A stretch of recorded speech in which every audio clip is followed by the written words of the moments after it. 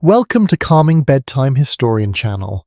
Tonight we step quietly into a world of wind canvas and falling snow where a single night inside a covered wagon becomes a slow test of patience and warmth. Have you ever wondered what it truly felt like to lie still while a blizzard gathered around you?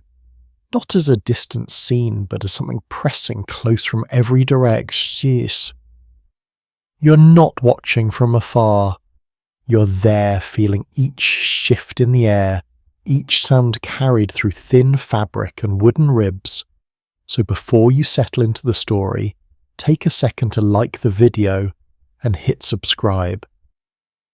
And if you feel like sharing, leave a comment with your location and the local time where you are listening. Now, dim the lights, you sit inside the wagon as the light begins to soften, not dramatically, but in a way that feels gradual and almost polite. The world outside has not yet turned harsh. Not yet. But something is changing, and you can sense it before you fully understand it. The air carries a faint sharpness. It is subtle at first, like a whisper brushing past your cheek. You pull your coat a little closer without thinking, fingers adjusting the worn fabric that has already seen too many long days on the trail. The wagon creaks gently beneath you, its wooden frame responding to every shift of weight, every movement of the ground beneath the wheels. You listen. Beyond the canvas walls there is a stillness that feels different from the quiet of an ordinary evening. It is not peaceful in the usual sense. It feels expectant, as though the land itself is pausing, waiting for something to arrive. A commonly accepted understanding of westward travel in the 19th century is that emigrants often relied on covered wagons, not just for transport, but as their primary shelter in all seasons. These wagons, frequently referred to as prairie schooners, were built with curved wooden bows, covered by heavy canvas treated with oil or wax to resist rain. Yet despite these efforts, they were never fully sealed against the elements. You glance upward. The canvas above you stretches in a pale arc, faintly glowing with the last light of the day. It looks sturdy enough, but you already know how easily wind can slip through its seams. The edges where fabric meets wood are never perfect. Small gaps remain. They always do. A faint sound reaches you. Snow, not the thick, heavy fall that comes later, but the first delicate tapping like grains of sand brushing lightly across the surface above. You hold still, listening more closely now. The sound is uneven, scattered but unmistakable. It has begun. You shift slightly on the narrow wooden bench, careful not to disturb the small arrangement of supplies beside you. A crate presses against your knee, its edges firm and unyielding. The scent of leather rises from it, mixed with something drier, perhaps flour or grain stored inside. The smell is dense. It lingers in the confined space, blending with the faint trace of animal presence that never quite leaves a wagon. Even when the horses are outside, their presence remains carried in harnesses, blankets, and the very dust that clings to everything. You draw a slow breath. The air feels colder than it did moments ago. Not dramatically, but enough to notice. Enough to remind you that whatever is beginning outside is not something you can ignore. Some accounts from travellers describe an unusual practice during early snowfall. A few groups would deliberately pause their journey at the first sign of a storm, choosing to secure their wagons early rather than risk being caught in open terrain. Others, pressed by time or supplies, would continue forward, hoping the weather might pass quickly. The choice was never simple and often made with incomplete knowledge of what lay ahead. You wonder which choice was made today. The wagon has stopped. That much is clear. You can feel it in the way the structure rests more fully, no longer shifting with the slow rhythm of travel. Outside, the faint sounds of movement have quieted. No creaking harness, no distant calls, only the snow. You adjust your position again, drawing your legs closer to conserve warmth. The space inside the wagon is limited, and every inch matters now. A blanket rests nearby, folded but ready, its rough texture familiar beneath your fingers. You pull it toward you. The fabric is not soft in the way modern materials might be, but it holds a certain weight that feels reassuring. It smells faintly of smoke, a reminder of fires from previous nights of warmth that felt more certain than this. You wrap it around your shoulders, For a moment it helps. Outside the wind begins to stir. It starts as a low movement barely noticeable, but it builds gradually, brushing against the canvas in uneven strokes. The sound shifts from soft tapping to something more continuous, a steady presence that presses against the wagon's thin barrier. You hear the frame respond, a quiet creak, then another. The wooden ribs flex slightly, adjusting to the pressure. They hold, but you can feel their effort, the subtle tension that runs through the structure. Some historians debate whether travellers truly slept well during storms like these, or if rest was more fragmented and shallow. Personal diaries often suggest that while exhaustion made sleep possible, the conditions rarely allowed for deep or uninterrupted rest. The body would settle, but the mind remained alert, listening for changes, for danger, for any sign that something had gone wrong. You can understand why. The wagon feels smaller now, not physically, but in the way the world outside presses inward, making every sound more immediate, every sensation more pronounced. The space that once felt like a temporary shelter now feels like the only barrier between you and something vast and indifferent. You pull the blanket tighter. The cold is not severe yet, not truly, but it is present and it is growing. It seeps in slowly, finding its way through fabric, through wood, through any opening it can claim. You rub your hands together. The friction creates a brief warmth, a small fleeting comfort. It fades quickly, but it is enough to remind you that warmth can still be made even in small ways. Another sound reaches you, a heavier fall of snow, now the tapping above becoming more consistent, more layered. You tilt your head slightly, listening as the pattern changes, becoming thicker, more steady. The storm is settling in. There is a curious detail noted in a few lesser-known accounts of wagon travel. Some travellers believe that the first hours of a snowstorm were the most deceptive, not because they were the most dangerous, but because they felt manageable.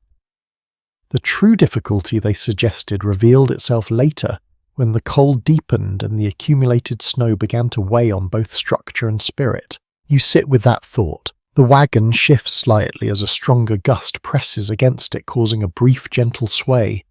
It is not enough to alarm you, but enough to remind you that the world outside is no longer calm. You close your eyes for a moment, not to sleep, but to listen more fully. The wind, the snow, the creak of wood, each sound layers over the others, forming a quiet, persistent rhythm. It is not soothing in the usual sense, but it has a steadiness to it, a pattern that your mind begins to follow. You open your eyes again. The light has dimmed further now, the soft glow through the canvas fading into a muted grey. Shapes inside the wagon become less distinct edges, softening details, blending into one another. Night is arriving, and with it the understanding that this is only the beginning of a very long stretch of hours. You settle back slightly, adjusting your position as best you can within the confined space. The blanket holds close around you, your breath slow and measured. Outside, the snow continues to fall. Inside, you prepare to endure. The wind grows steadier as darkness settles more fully around the wagon. No longer a passing movement, but a constant presence, pressing gently, then firmly against the canvas walls. You feel it before you hear it clearly, a subtle tightening of the air that seems to slip through every seam and fold. The canvas shifts slightly. It pulls, then relaxes, responding to each change in pressure. The movement is small, but it repeats often enough to draw your attention. You watch the surface above you, noticing how it no longer hangs still but breathes with the storm outside. You listen to more close. Uzeli, get. The sound has changed. What was once a scattered tapping of snow has become a layered rhythm, soft impacts blending into a continuous hush. Beneath it, the wind moves with a low, steady tone like a distant voice that never quite forms words. It fills the space, not loudly, but completely. You adjust your blanket again, pulling it higher around your shoulders and neck. The fabric traps a pocket of warmth, but it is fragile, easily disturbed by the smallest shift. You become careful with your movements, conserving not only heat but effort. A practical reality of covered wagons was their lack of insulation. Even when treated canvas could repel moisture for a time, it offered little resistance to cold air. Wooden boards beneath and around you conducted chill easily, especially when the temperatures drop quickly. Travellers often relied more on layered clothing and shared body heat than on the structure itself for warmth. You feel that truth now. The bench beneath you holds a quiet cold that seeps upward, slow and persistent. You shift slightly, trying to find a position where the contact feels less direct, but the difference is minimal. Cold settles in. It does not rush. It arrives gradually, finding its way into the smallest spaces between fabric and skin. You flex your fingers, noticing how they respond a little more slowly than before. Not stiff, not yet, but less quick, less certain. You bring your hands closer to your body. The warmth returns in faint pulses enough to keep sensation steady. You rub them together again, more out of habit now than urgency, the soft friction creating a brief comfort that fades as soon as you stop. Out in the history. Outside, the wind strengthens. You hear it press harder against the wagon, the canvas stretching more visibly with each gust. The wooden frame answers with a deeper creak, this time a sound that travels through the structure and into your body as a subtle vibration. You hold still. The wagon remains steady. For now, some lesser-known accounts suggest that during storms, travellers sometimes reinforce their wagons by tightening ropes or adjusting coverings to reduce movement.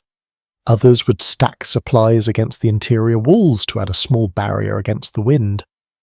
These methods were simple, but they could make a noticeable difference during long nights. You glance at the crates beside you. They're already pressed close, leaving little room for adjustment. Each object inside the wagon serves a purpose, and there is no excess space to rearrange without effort. Effort feels costly now. You choose stillness instead. The air carries a new scent, damp canvas. It is faint but present, blending with the existing smells of leather, wood and stored food. The moisture has not yet seeped through, but the outer layer has begun to absorb the falling snow, changing the texture of the air inside. You take a slow breath. It feels cooler going in. You exhale gently, watching as your breath becomes faintly visible in the dim light, a soft cloud that disappears almost as soon as it forms. The temperature is dropping, not sharply but steadily. Steadily, you pull your knees closer, drawing your body into a tighter shape that holds warmth more efficiently. The position is not entirely comfortable, but it feels necessary. Comfort shifts in meaning. It becomes less about ease and more about endurance. A quiet movement comes from nearby, someone else adjusting. The sound is small, a rustle of fabric and a slight shift of weight, but it reminds you that you are not alone in this space. Others are here wrapped in their own blankets, managing the same slow encroachment of cold. You do not speak. There is no need. The shared silence feels appropriate, almost protective, as though words might disturb the fragile balance that has formed. You listen again. The storm has found its rhythm. Wind, snow, creak. Wind, snow, creak. The pattern repeats with subtle variations, sometimes softer, sometimes stronger, but always present. It begins to settle into your awareness, no longer surprising, but constant. You let your eyes close briefly. Just for a moment, the sounds continue unchanged, guiding your thoughts into a slower pace. Your body begins to relax slightly, though not fully. There is a tension that remains, a quiet alertness that refuses to fade. A point of historical debate centers on how travelers mentally coped with prolonged exposure to harsh weather. Some accounts describe a calm acceptance, a focus on routine and small tasks. Others hint at underlying anxiety managed through silence or quiet conversation, rarely spoken directly but present in subtle ways. You feel something similar. Not fear, not exactly, but an awareness that stretches beneath everything else, a recognition that this night holds uncertainty and that you are part of it. The wagon shifts again, slightly more pronounced this time. As a stronger gust passes, the canvas pulls inward, then snaps back into place, the sound sharper, more defined. You open your eyes. The interior has grown darker. The last traces of light have faded into a deep muted grey, leaving only vague outlines of shapes around you. The edges of crates, the curve of the canvas, the form of others nearby, all softened into shadow. Night has fully arrived. You adjust your blanket once more, tucking it carefully around your sides to limit any openings where cold air might slip through. The movement is deliberate, slow, conserving both heat and energy. Every action matters now, even small ones. Outside, the snowfall thickens. You can hear it in the way the sound above becomes heavier, more layered as fresh snow settles on what has already gathered. The tapping has softened into a muffled weight, a steady accumulation that changes not only the sound but the feel of the space. The wagon seems quieter, not because the storm has lessened, but because the snow absorbs some of the noise, dulling the sharper edges of sound. The wind remains, but its voice is softened, filtered through the growing layer above. It feels more inert, more isolated. A strange kind of calm begins to form within that enclosure. The outside world feels further away even as it presses closer physically. The wagon becomes a small pocket suspended within the storm. You shift slightly, testing your position. The cold is still there, persistent, but manageable. For now, you let your breathing slow, matching the steady rhythm of the sounds around you. The wind rises, then falls. The snow continues without pause. The wood responds with quiet, patient creaks. Time stretches, not quickly, not slowly, but steadily, each moment blending into the next without clear boundaries. You lose track of how long you have been sitting like this, wrapped in blanket, listening to the storm build. Another small movement nearby. A soft exhale. Someone settling deeper into their own attempt at rest. You remain still. The wagon holds, the storm continues, and you begin to understand that the night will not pass quickly, but in long measured hours that ask for patience, quiet endurance, and a careful use of warmth. You draw the blanket closer and wait. You feel the cold more clearly now, not as a distant presence, but as something that has settled into the wagon with you. It lingers along the edges of your blanket, presses gently against your boots, and finds its way into the smallest gaps in your clothing. It does not hurry, it simply stays. You shift again this time, not just for comfort, but with intention. The space inside the wagon has become more than a place to sit. It has become something to manage, something to arrange carefully so that warmth lasts as long as possible. You draw closer to the others. The movement is quiet, almost instinctive, as bodies adjust without needing words. A shoulder brushes lightly against yours, then settles. A knee presses near your leg. The closeness might have felt crowded earlier in the day, but now it feels necessary. Shared warmth matters, more than you expected. A widely accepted detail of wagon travel is that during cold nights, families and small groups often slept close together, not only for comfort but for survival. Body heat, though limited, could make a measurable difference in enclosed spaces, especially when combined with blankets and layered clothing. You understand that now in a very physical way. The air between you and the others feels slightly warmer, less sharp, less biting. It is not enough to remove the cold, but it softens it, turning something harsh into something you can endure. You adjust your blanket again this time, making sure it overlaps slightly with the person beside you. The fabric forms a shared barrier, imperfect but helpful, holding a pocket of warmer air between you. It is a small improvement, but it matters. The wagon creaks softly as the wind continues to press against it. The rhythm has become familiar now, almost predictable in its variations. A stronger gust, then a pause, a softer push, then another rise. You listen without thinking. The sound has become part of you. A faint smell shifts in the air, something slightly sharper than before. Damp wool perhaps, or the faint trace of breath in a confined space. It is not unpleasant, just dense, layered with the presence of people and materials held too close for too long. You take a slow breath. The air feels thicker, warmer in a small way, but also heavier, carrying moisture that settles lightly on your skin. You notice how your scarf, pulled loosely around your neck, has begun to feel slightly damp where your breath meets the fabric. It is a subtle change, but you notice. Some travellers recorded this an unusual habit during cold nights.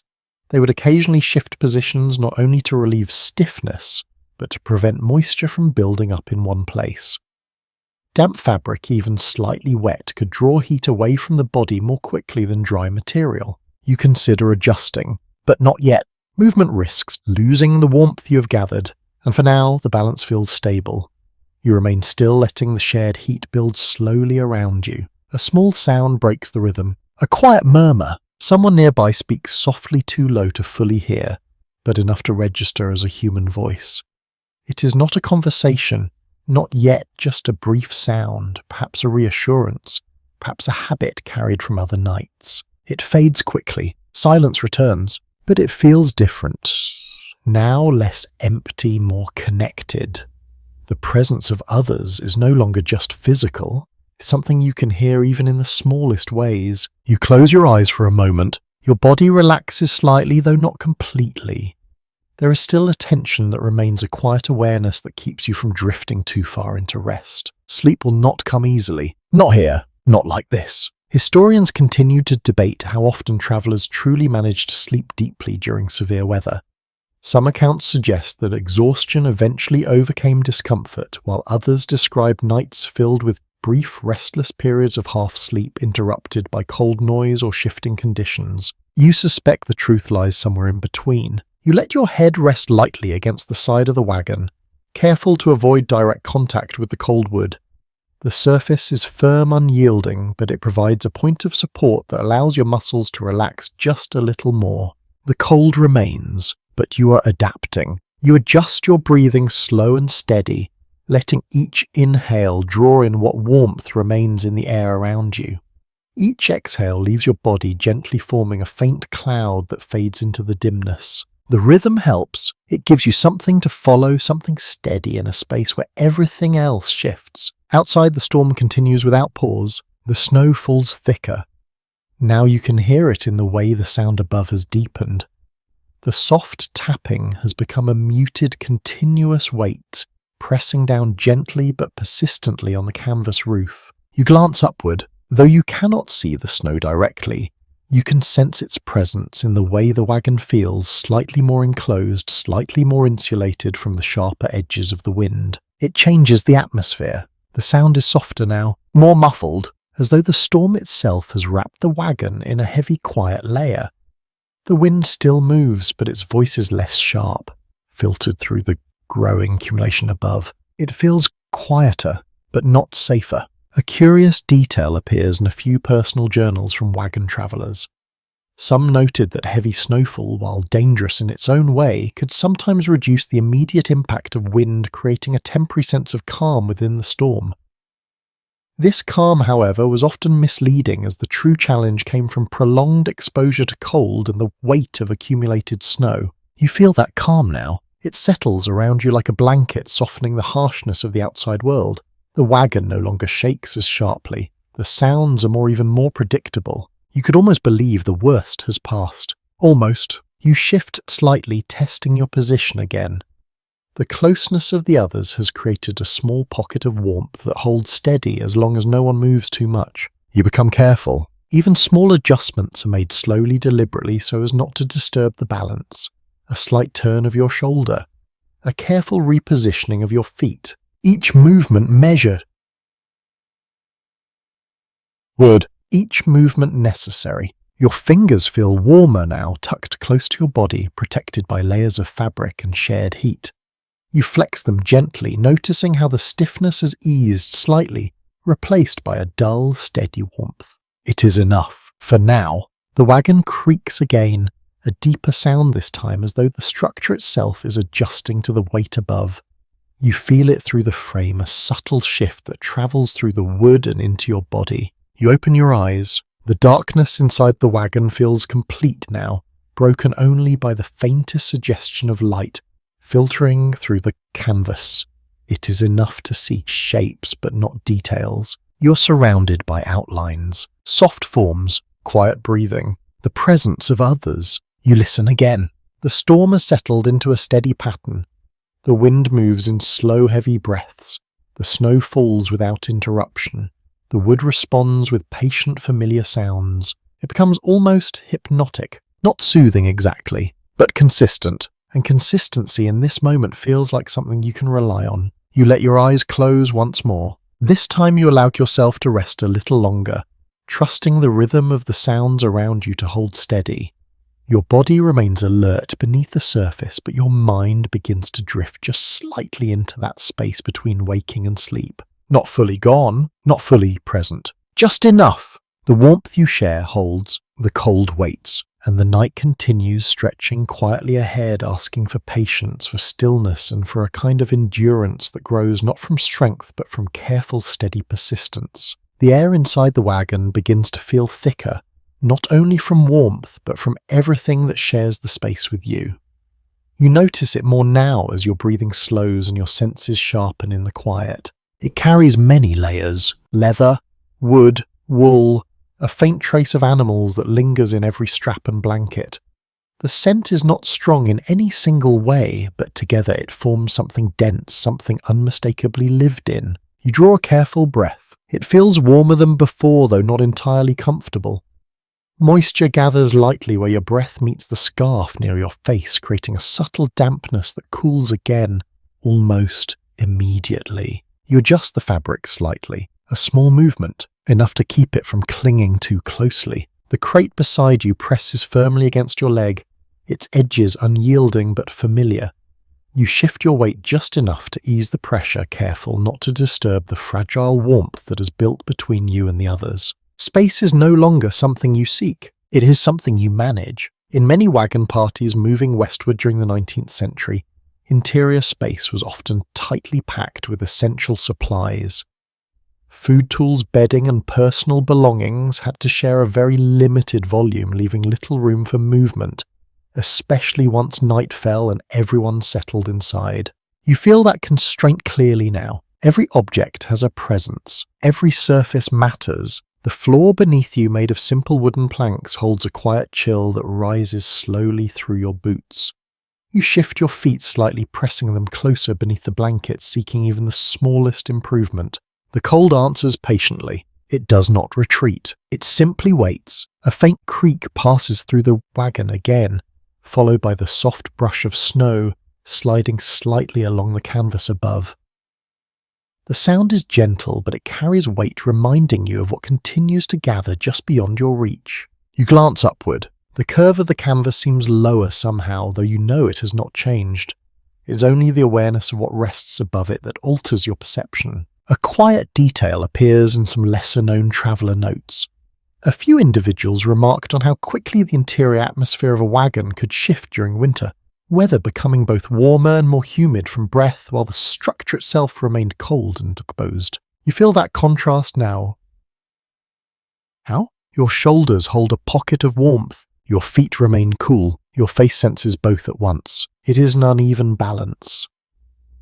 There is a semblance, but one you are learning to accept. A soft sound breaks the stillness again. Not a voice this time, but a slight rustle as someone nearby adjusts their blanket or changes position. The movement is slow, deliberate, as though guided by the same careful thinking that shapes your own. No one wants to lose heat. No one wants to disturb the calm. You remain still, letting the moment pass without reaction. The closeness between you and the others has become something steady, something that holds its own quiet comfort. It is not spoken. It does not need to be. The wind outside shifts again this time, rising slightly, pressing against the wagon with a firmer touch. The canvas pulls inward, then settles, the sound stretching longer before fading. You listen without opening your eyes. The pattern is familiar now, but each variation still draws your attention. You have learned to read these changes, to notice when the wind softens or strengthens, when the snow falls lightly or gathers with more weight. It becomes a kind of language, not one of words, but of rhythm and pressure. Some accounts from travellers suggest that people often developed a heightened awareness of their surroundings during long nights in harsh conditions.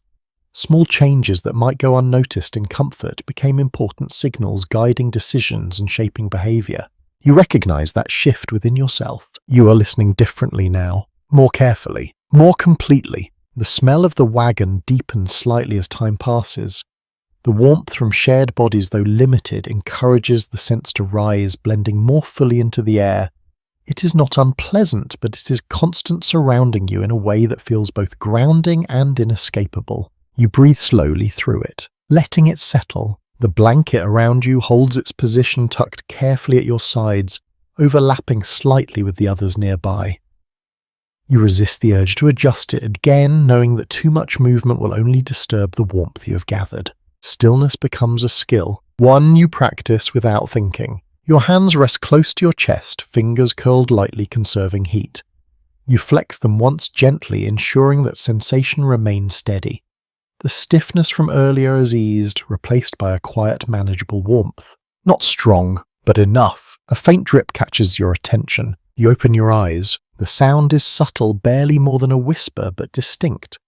Somewhere along the edge of the canvas, a small amount of melted snow has found its way inward, forming a drop that falls softly against the wood. It's not much, just one drop, but it reminds you of how thin the barrier truly is. There are mentions in a few journals of minor leaks forming during prolonged snowfall, especially where the canvas had worn thin or seams had loosened over time.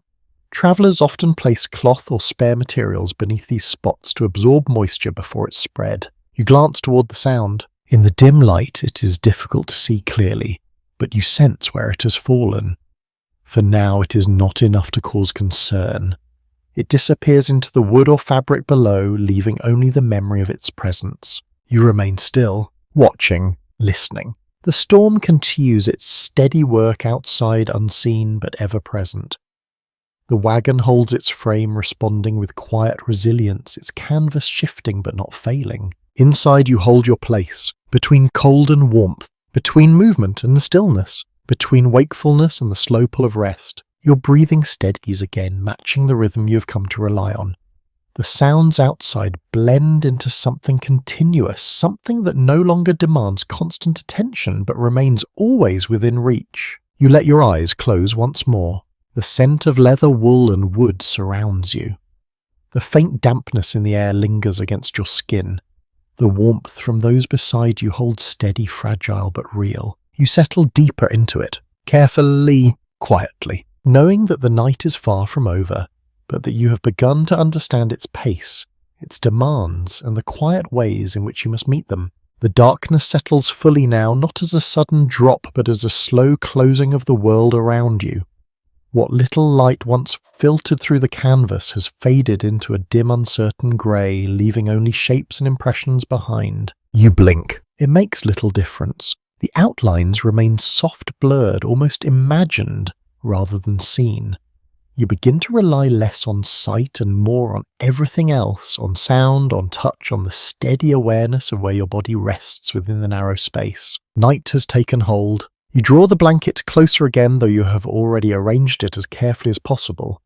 The motion feels instinctive now, a quiet reassurance repeated without thought. It helps, even if only slightly. The air inside the wagon feels warmer than before, yet the warmth is uneven, shifting depending on where you sit and how you hold yourself. Your shoulders feel protected, your feet less so.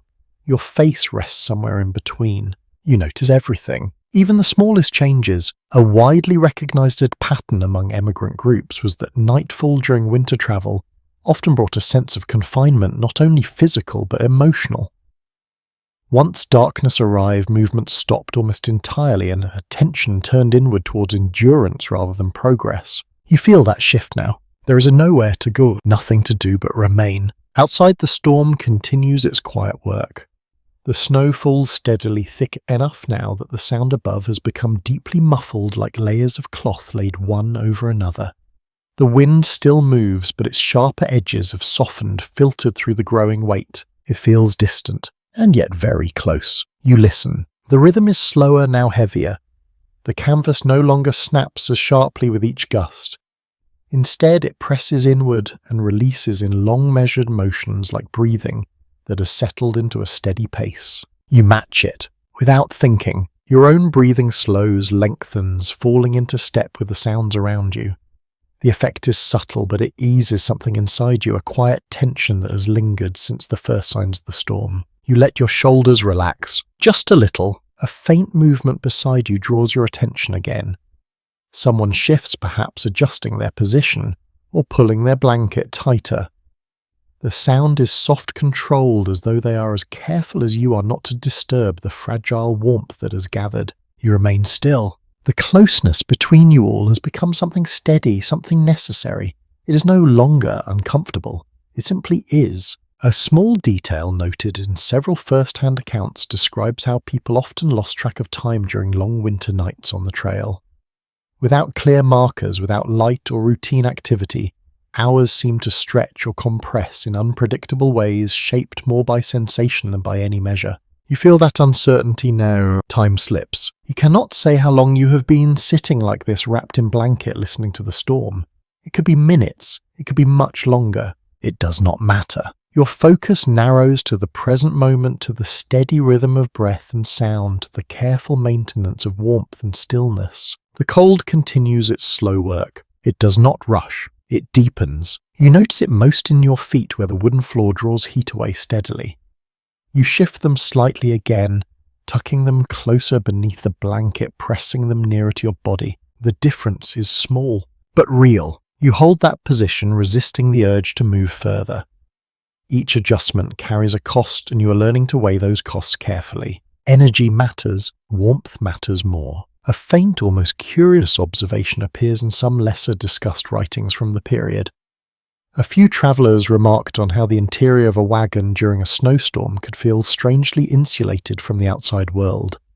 Not because it was truly protected, but because perception shifted inward. You understand that feeling. The storm becomes something you hear more than something you face.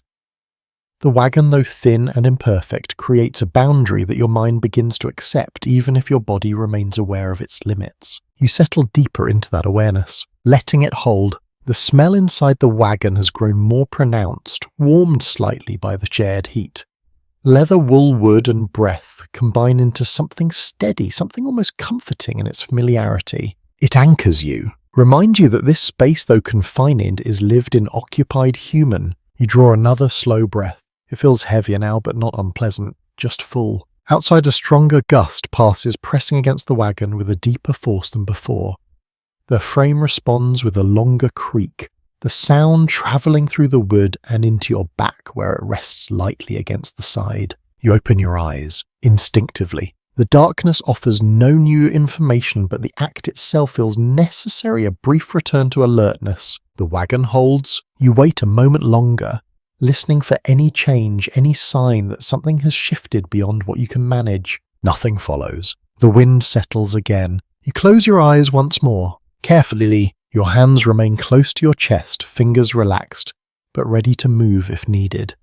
You flex them once gently, ensuring warmth continues to reach them. It does. Enough! There is a quiet realization forming now, not sudden, but steady, as though it has been building since the first snow began to fall. This night will be long, longer than it first seemed. Not because of any single hardship, but because of the slow, continuous nature of everything around you. The cold that deepens without rushing, the darkness that holds without lifting, the storm that continues without pause. You accept it. There is no other choice. Another small sound reaches you, a faint exhale from someone nearby, followed by stillness. It carries a certain heaviness, a sign of someone drifting closer to rest, even if only briefly. You remain where you are, balance between rest and awareness. The blanket holds close. The shared warmth remains steady.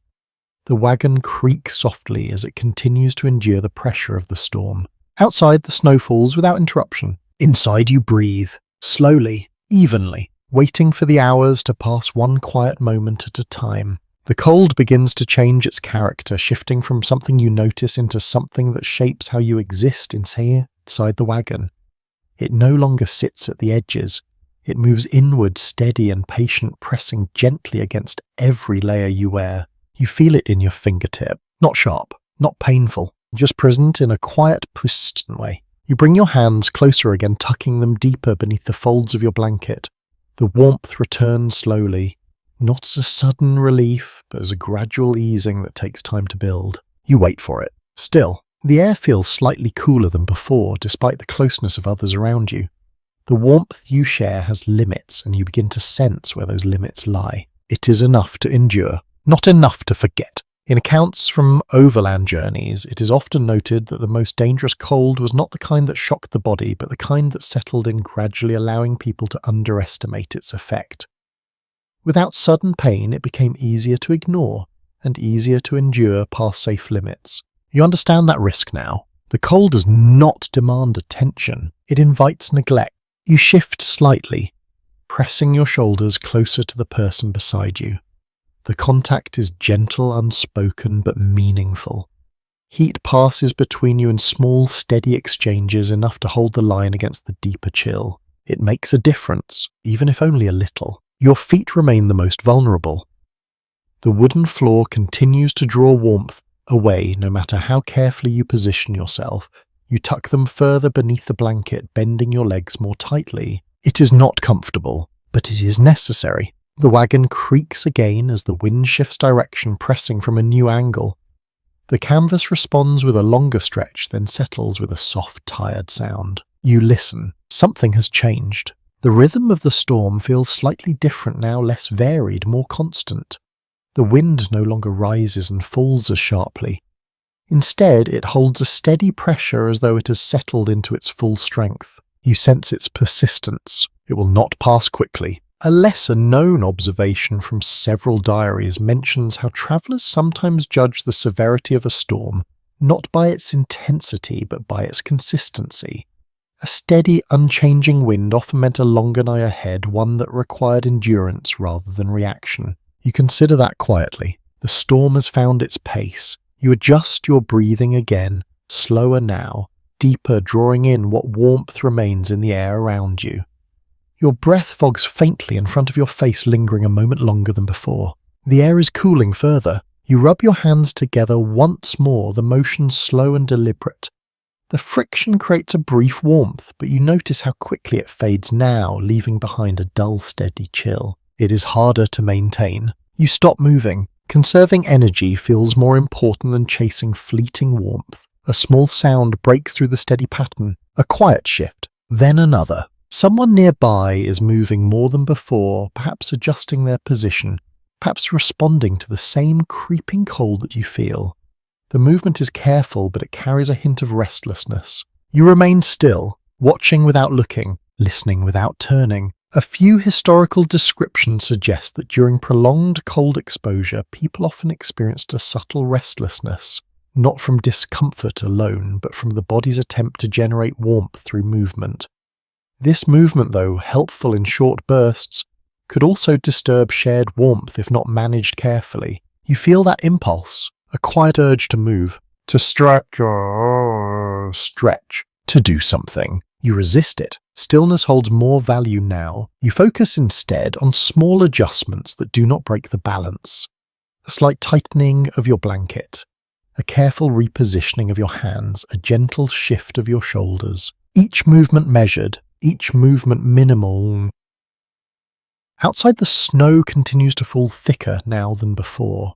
You can hear it in the softened weight above the way the sound has deepened into something more solid, more continuous. The wagon feels more enclosed, more buried. It changes the sense of space.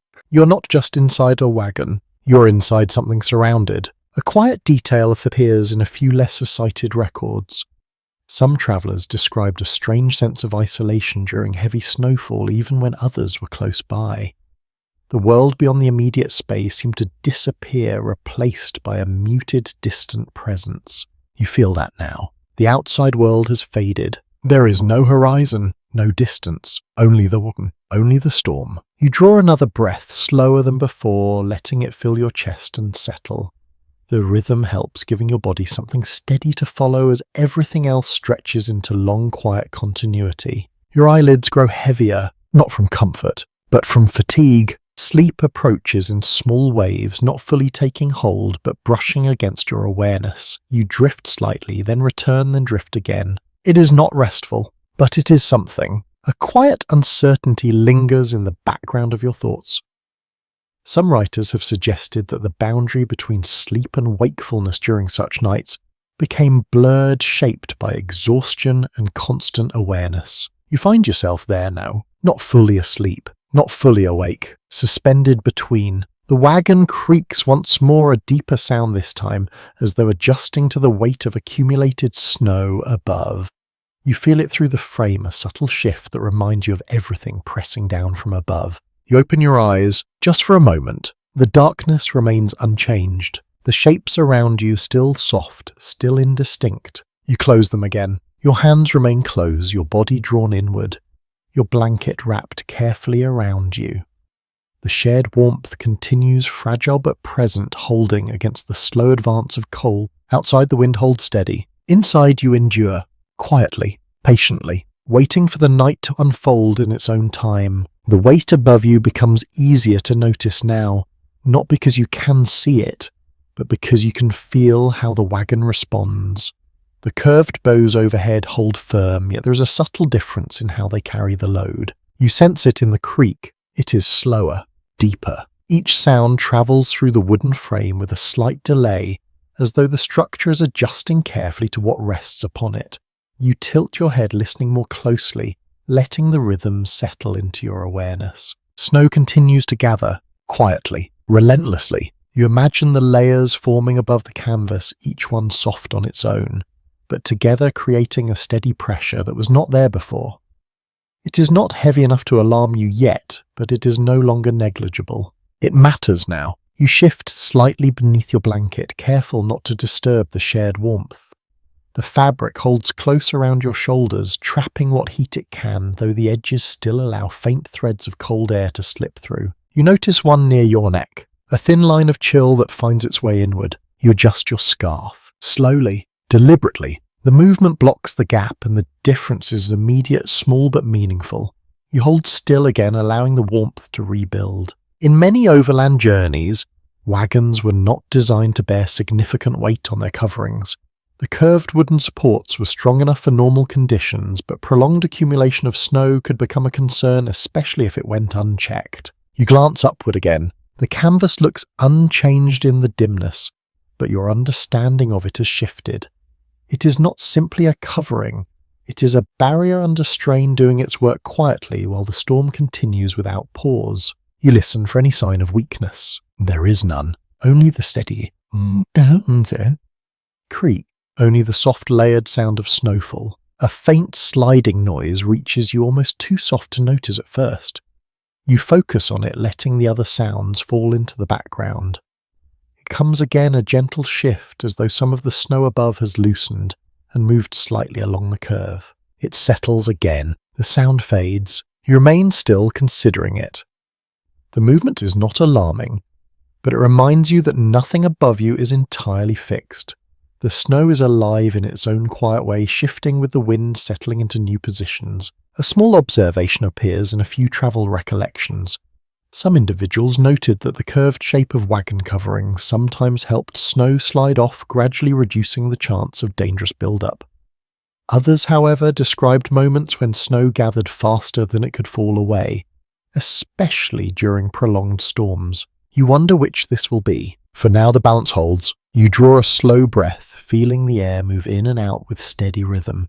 The space inside the wagon remains close, warm in places, cool in others, but stable enough to endure. Your body has adjusted. Not fully comfortable, but steady. Your hands rest near your chest, tucked beneath layers of fabric. You flex them gently, noticing that warmth returns more slowly now, as though your body has become cautious with how it uses its heat. You conserve it instinctively. The person beside you shifts again just enough to press slightly closer. The contact is gentle, almost hesitant, but it increases the shared warmth by a small degree. You do not pull away. You allow it. The closeness feels natural now, part of the quiet agreement that holds everyone together in this confined space. No one speaks, yet the understanding is clear. Stay close. Stay still. Hold the warmth. Outside, the wind presses again, though not as sharply as before. It feels heavier now, more consistent, as though it has settled into a long effort rather than short bursts. The wagon responds in kind. It holds, but you can feel the strain. A subtle detail mentioned in some personal notes describes how people often became attuned to the sounds of their wagons during storms, learning to distinguish between normal creaks and those that signalled something more concerning. You begin to listen that way now, carefully, with attention. Each sound passes through your awareness, measured and considered. The creaks remain slow and steady. The canvas shifts but does not snap. The structure holds its shape. You relax slightly, just enough, The air feels heavier again, carrying more moisture, as warmth from within meets the cold pressing from outside. Your breath lingers faintly visible for a moment longer before fading. You turn your face slightly away from the dampness near your scarf, giving the fabric a chance to dry even if only a little. Small adjustments matter. They always have. A quiet stillness settles over the wagon once more, deeper than before. The sounds outside continue, but they feel more distant, as though the growing layer of snow has softened their edges. It feels insulated, in a strange way. Not truly protected, but enclosed, wrapped in something that separates you from the wider world. You notice how your thoughts have slowed. There is less urgency, now less movement. The night stretches ahead, but it no longer feels like something to resist. It is simply something to move through one moment at a time. Your eyelids grow heavier again. You let them close. The sounds continue steady and familiar. The creak of wood, the soft fall of snow, the quiet presence of others breathing nearby. You drift slightly, then return. The balance between rest and awareness remains delicate, but you are learning how to hold it. How to remain present without resisting the pull of fatigue. Another faint slide of snow above. Then stillness. The wagon holds. You remain where you are, wrapped in blanket, pressed gently among others, listening to the quiet weight of the storm as it continues to build around you. Patiently, without hurry, the night deepens, and you endure it one careful breath at a time. The sounds around you begin to separate into distinct layers, each one carrying its own quiet meaning. What once felt like a single blended storm now reveals subtle differences. Small variations that your ears begin to follow with care. You notice the wind first. It moves in long, steady currents, no longer sharp or sudden, but persistent. It presses against the wagon with a firm, even force, then eases slightly, only to return again in the same measured way. It feels endless. Beneath it, the snow continues its quiet descent. The sound is softer than before, muted by what has already gathered above. Yet it remains constant, like a slow, patient whisper that never fully fades. You listen closely. There is more. A faint, irregular tapping joins the pattern lighter than the rest. It takes you a moment to recognize it. Small fragments of snow or ice carried by the wind brushing against the canvas with slightly sharper contact. The storm has texture now, not just presence. You shift your head slightly, adjusting your position to hear more clearly. The movement is small, careful, preserving the warmth that surrounds you. The wagon responds with a gentle creak. It has become a familiar companion, this sound. It no longer startles you.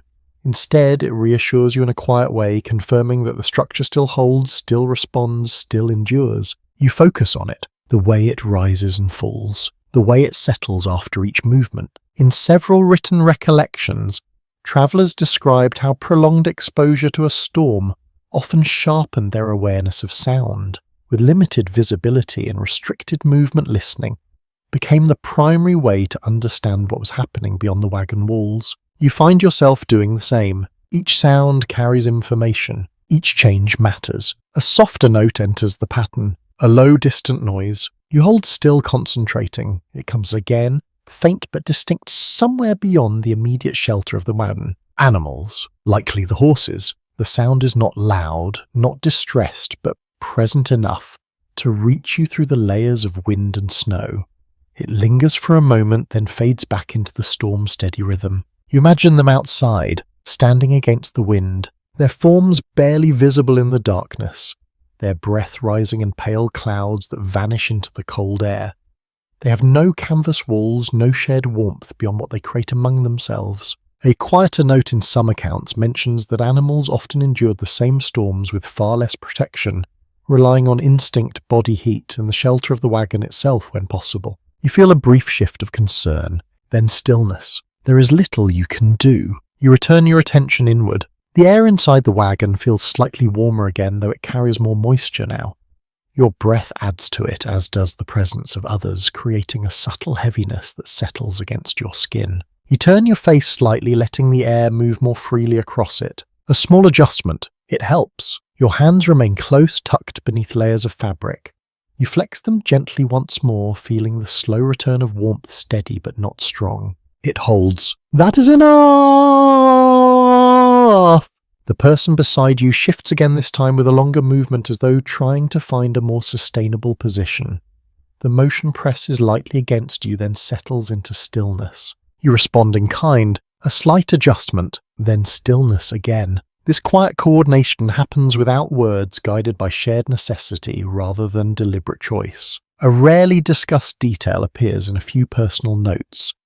Some travellers described how groups developed an unspoken rhythm during difficult nights, adjusting movements to match one another, preserving warmth and minimizing disruption. You recognize that rhythm now? You are part of it. The wagon creaks again, a deeper sound this time, followed by a soft shift above. You pause, listening for any sign of change. A faint slide, then silence. The snow has moved slightly, settling into a new position. The weight remains, but it has redistributed itself, easing pressure in one place while adding it in another. You exhale slowly. The structure holds. You trust it carefully. Outside, the storm continues with unwavering consistency. The wind, the snow, the occasional sharper tap of ice against canvas. Each element maintains its place, creating a layered sound that fills the night. You begin to follow it differently now, not as something separate from you, but as something that surrounds and includes you. The rhythm of the storm becomes a kind of backdrop to your own breathing, your own quiet awareness. You let your eyes close again. The darkness deepens behind them, though it changes little from what you saw before. Shapes dissolve into nothing. Sound becomes the primary guide. You listen. The wind moves. The snow falls. The wagon answers. Time stretches again, long and indistinct, shaped only by the steady repetition of these sounds. You drift slightly, your thoughts loosening, your awareness softening at the edges. Not fully asleep, not fully present, just enough to rest. A gentle pause settles over everything for a moment, so brief you almost miss it. The wind eases, the snow softens, the sounds thin out. You notice it immediately, the absence. It feels different, lighter. Then, just as quietly, the storm returns to its steady rhythm, filling the space once more. The change is subtle, but it reminds you that even within constancy, there are small shifts, small variations that pass quickly if you're not paying attention. You remain aware. Your breathing stays slow measured, matching the pattern that surrounds you.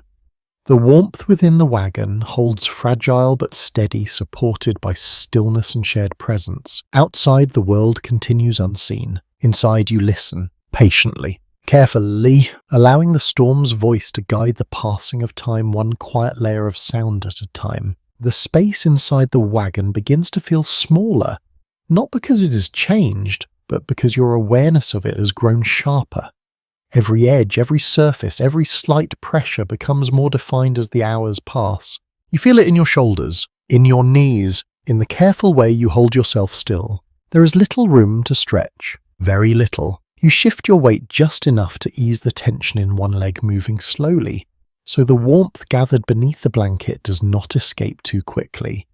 The motion is controlled, almost practiced now, guided by what you have already learned during this long night. It helps for a moment. Then the stillness returns. Across many emigrant journeys, wagons were rarely intended as sleeping quarters for extended periods.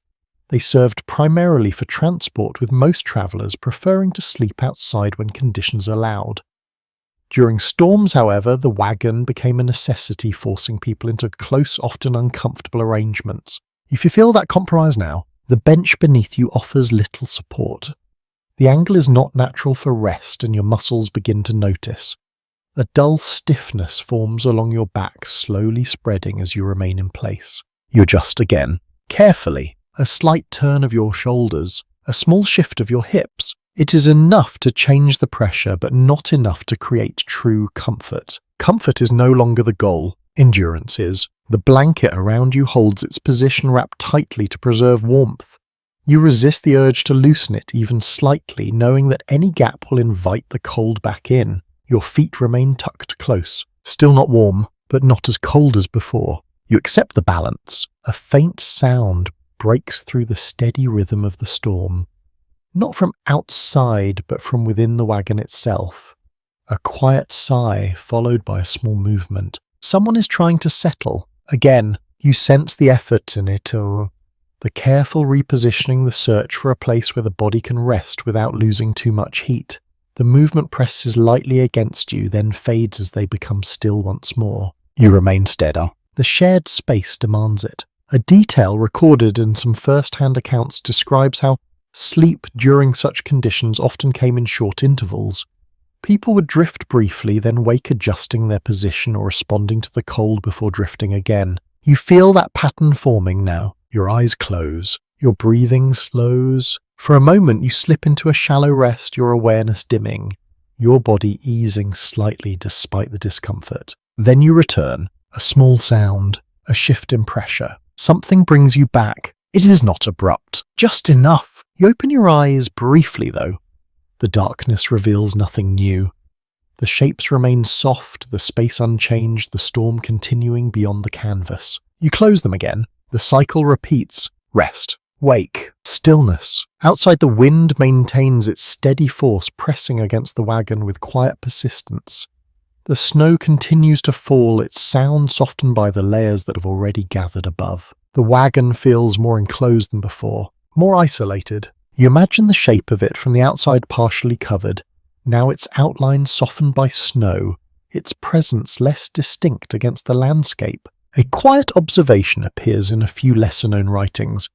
Some travellers described how wagons could become partially buried during prolonged snowfall, especially if movement stopped for long periods. You consider that, not with fear, but with awareness. The weight above continues to build, though gradually. The structure holds, but you can feel the difference in how it responds. The creaks deeper, the movement slower. You listen for any more sign of strain. There is none beyond what you already know. The wagon endures. You shift your hands slightly, bringing them closer together beneath the blanket. The warmth there has diminished again, and you respond instinctively, seeking to restore it without unnecessary movement. It takes time, but it returns. Your fingers loosen the stiffness, easing into something manageable. You flex them once, then stillness again. The air inside the wagon feels heavier now, carrying the combined warmth and moisture of everyone within. Your breath lingers faintly, forming a soft haze that disappears slowly. You turn your face slightly, allowing fresher air to reach you even if it is cooler. Balance. Always balance. The person beside you leans slightly closer, their movement slow, almost hesitant. The contact increases the shared warmth again, small but noticeable. You do not resist. You adjust just enough to accommodate. The closeness becomes steadier. A rarely mentioned detail in some accounts suggests that people often became less aware of personal space during such conditions, focusing instead on survival and shared comfort. You understand that shift. There is no room for distance. Only proximity. Only cooperation. Your body settles into the position, accepting the limited space, the constrained posture, the quiet discomfort that has become constant. It is no longer something you fight. It is something you carry. The storm continues outside, unchanged in its steady rhythm. The wind presses, the snow falls, the wagon creaks in response. Time stretches again. You lose track of how long you have been in this cycle of brief rest and quiet wakefulness. The night feels long but not endless. There is a sense, faint but present, that it will eventually pass. Not soon, but eventually. You let your eyes close once more, allowing yourself to drift again, even if only for a moment. The sounds around you remain steady, guiding your awareness, holding it in place. Your breathing matches them, slow, even, consistent. The warmth you share holds, the cold waits, and within the narrow space of the wagon you continue to rest in fragments, enduring the night one quiet interval at a time. A quiet awareness begins to settle over you, not sudden but gradual, as though it has been building beneath everything else. It is not tied to any single sensation, but to the accumulation of many small ones. The cold, the stillness, the long stretch of time. You feel it most clearly in your thoughts. They move more slowly now, shaped by the steady rhythm of the night. There is less urgency, less movement, only a quiet attentiveness that lingers beneath each breath. You remain alert, sir. Even as fatigue grows, the blanket around you holds close its edges, tucked carefully, its weight familiar against your shoulders. It has become more than a covering. It is a boundary, a fragile line between what warmth you keep and what cold waits just beyond. You adjust it slightly, a small motion, then stillness again. A recurring observation in period diaries notes that travellers often became highly aware of subtle bodily changes during long nights in harsh weather. Without distractions, even small shifts in temperature or sensation could feel significant. You notice that now, the way your fingers respond, the slow cooling at your toes, the slight tension in your jaw as you hold your position. Nothing dramatic, but all present. A faint heaviness settles behind your eyes, the kind that suggests sleep is near, yet not fully within reach. You allow your eyelids to close just for a moment, letting the darkness deepen. Your breathing slows further. You drift, then pause. A quiet uncertainty remains. It is not fear, not exactly, but a steady awareness of the cold and what it can do if left unchecked. You have heard enough, seen enough, to understand that it's not always loud or obvious. Sometimes it is subtle, a gradual fading of sensation, a quiet stillness that feels almost comfortable. Some historical discussions raise questions about how people recognize the early signs of dangerous cold during travel. Not all accounts agree on how quickly awareness set in, or how reliably individuals could respond once fatigue had taken hold. You consider that without fully thinking it through. Your body responds before your mind does. You flex your fingers again. You shift your feet slightly. You remain present. That is what matters. The wagon creaks softly as the wind presses once more, the sound deeper now, slower, as though the structure itself has grown tired of the constant strain.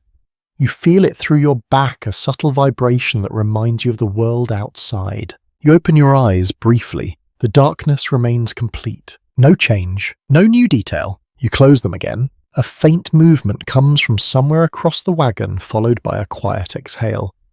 Someone else is awake or half awake, moving within the same uncertain space between rest and awareness. You do not speak. No one does. The silence holds. A lesser-known detail appears in a few written recollections.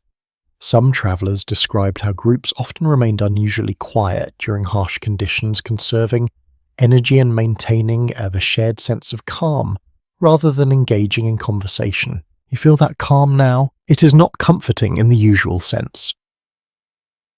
But it is stay, and steadiness is valuable. The air inside the wagon feels heavier than before, carrying warmth, breath, and the faint dampness that has built over time.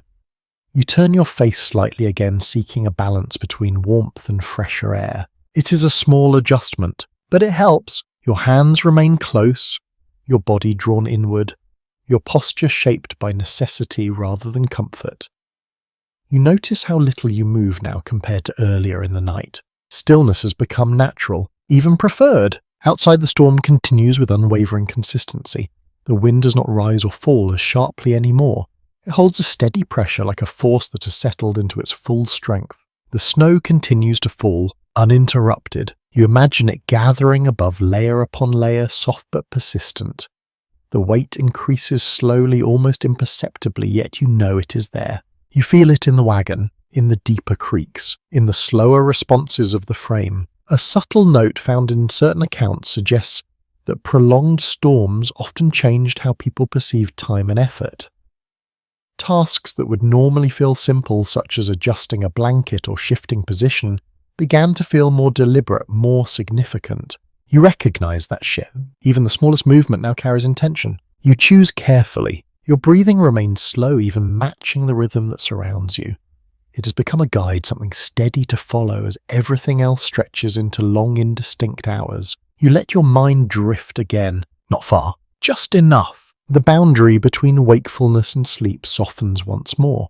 You hover there aware but not fully engaged, resting without fully letting go. A faint sound interrupts the quiet, a soft slide above. You pause, listening. The snow shifts slightly, settling into a new position along the curve of the wagon. The sound is brief, gentle, but it draws your attention immediately. You remain still, waiting. No further movement follows. The structure holds. You release a slow breath. The moment passes. You close your eyes again, allowing the rhythm of the storm to guide you back into that quiet, suspended state. The warmth you share remains fragile but steady, holding against the cold that waits patiently at the edges. The night continues, unbroken, and you remain within it, aware, still and quietly enduring each passing moment as it comes. Your thoughts drift outward again, not far, but just enough to include what waits beyond the thin boundary of the wagon. You do not see it. You cannot. Yet it remains present in your mind, shaped by sound, by memory, by quiet understanding. The horses. You hear them faintly. A soft, distant movement carried through layers of wind and snow. It comes and goes, sometimes clear enough to notice, sometimes fading completely into the storm's steady rhythm. You listen for it, patiently, a gentle shift of hooves, a low breath, then silence again. In many wagon trains, animals were both essential and vulnerable during winter storms. They pulled the wagons, carried supplies, and provided a measure of security.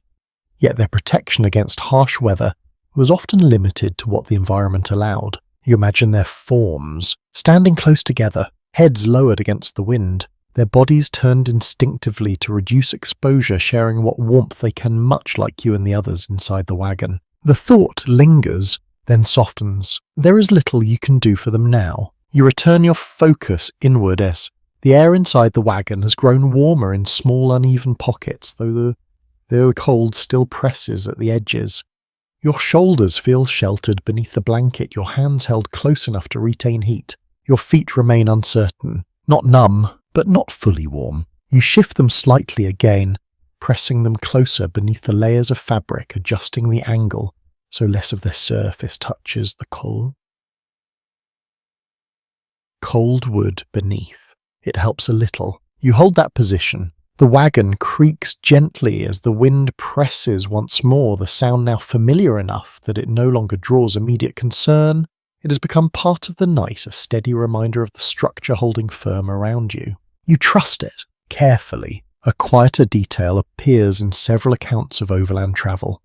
Some individuals noted that animals often sensed changes in weather before humans did, responding to shifts in pressure or temperature with subtle behavior. You wonder if they felt this storm coming long before it arrived. The idea settles briefly in your mind, then fades as your attention returns to the present.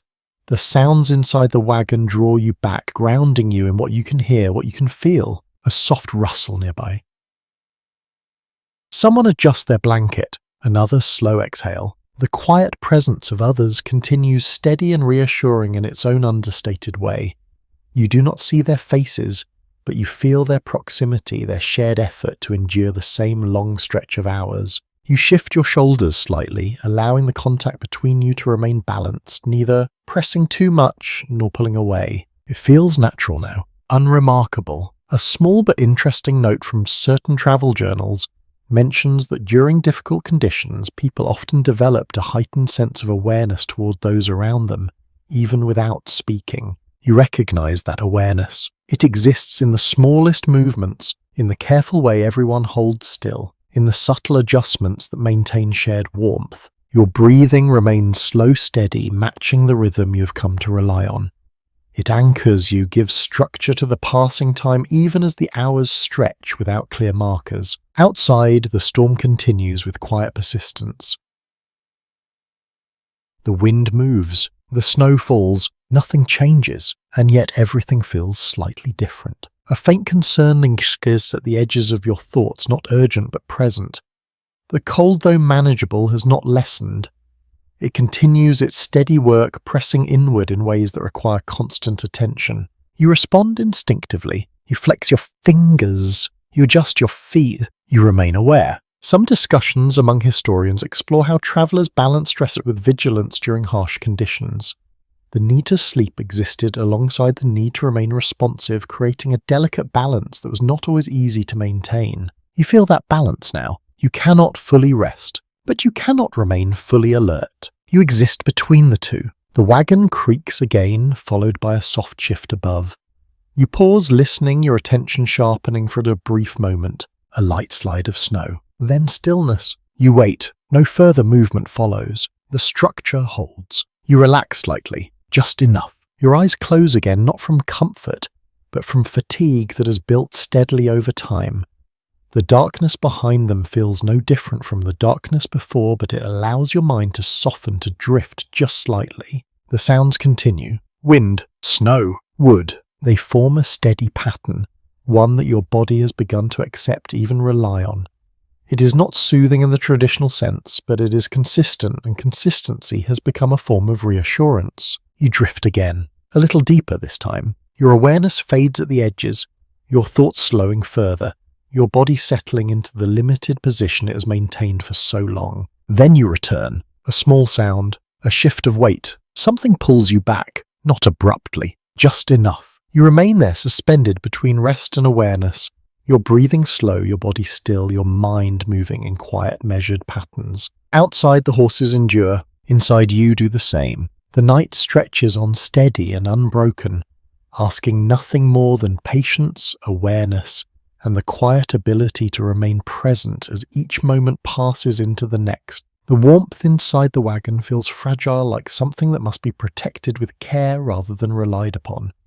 It gathers slowly from body's breath and layered fabric, then fades just as easily if disturbed. You feel that balance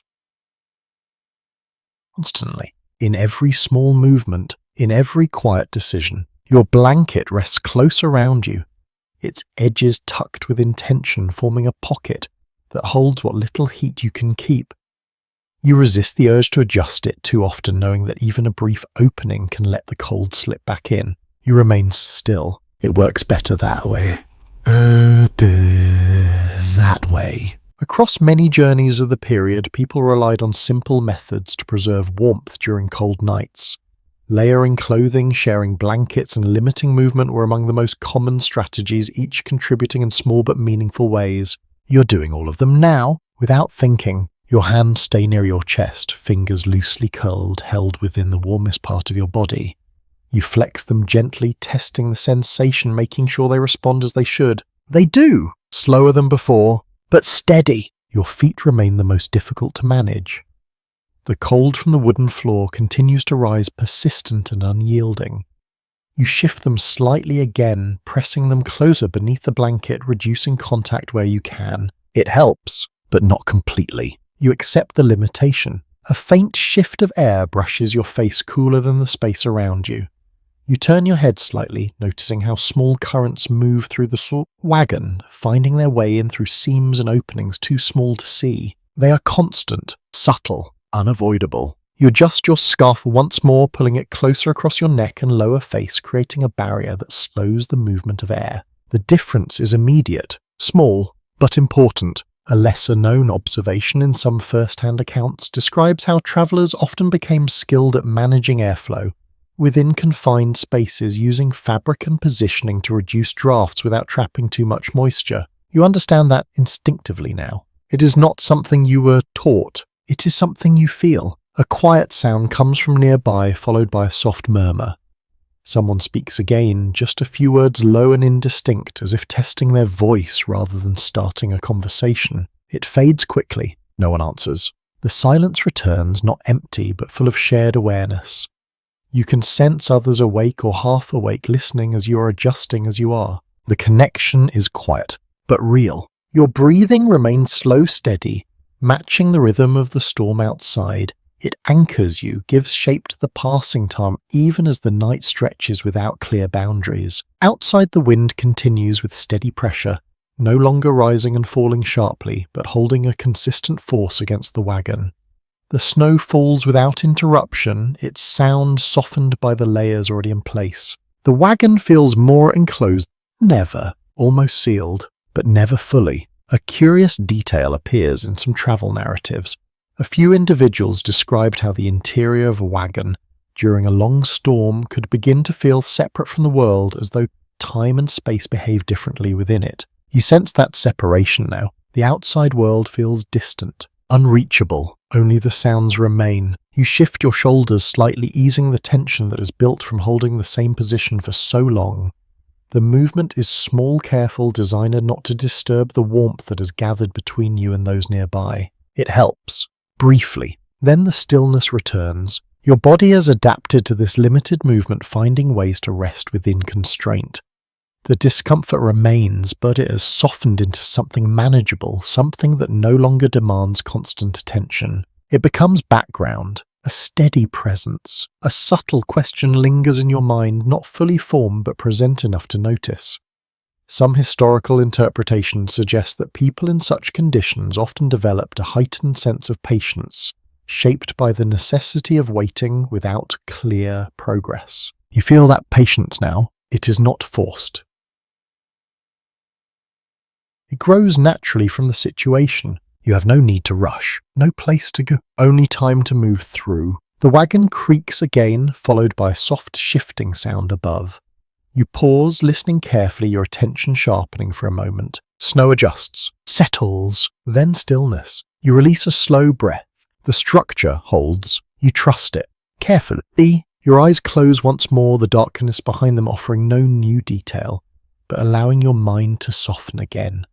The sounds continue steady and familiar, forming a pattern you now follow without effort. You drift slightly, not far, just enough. Your awareness fades at the edges, your thoughts slowing, your body resting within the limits it has accepted. Then you return, a small movement nearby. A shift of weight, something pulls you back. The cycle continues. Rest, wake, stillness. Outside, the storm persists unchanged in its steady rhythm. Inside, you maintain your place within the narrow space, preserving warmth, conserving energy, and allowing the night to pass in quiet, measured intervals. The balance holds, for now, and you remain within it, patient, aware, and quietly enduring as the hours continue to unfold. You wake without fully knowing when you drifted off, your awareness returning slowly as though rising through layers of quiet. The wagon feels unchanged at first, the same confined space, the same steady presence of others nearby. Then you notice the difference. The cold has deepened. It presses closer now, no longer waiting at the edges, but settling more firmly into the space around you. You feel it along your arms, across your back, in the small areas where your blanket has shifted without you realizing. You draw it tighter, a careful motion. It helps, but only slightly. Your breath lingers longer in the air before fading, a faint cloud that drifts and disappears. The space inside the wagon feels heavier, warmer in small pockets, yet more damp as though the night itself has thickened. You shift your shoulders gently, easing the stiffness that has formed during your brief rest. The movement is slow, deliberate, guided by the need to preserve warmth while relieving tension. It works, for a moment, then stillness returns. In several recorded experiences from overland travel, people noted that the cold often felt strongest during the deeper hours of the night, when temperatures dropped further and fatigue reduced the body's ability to respond quickly. You feel that stage now. It has arrived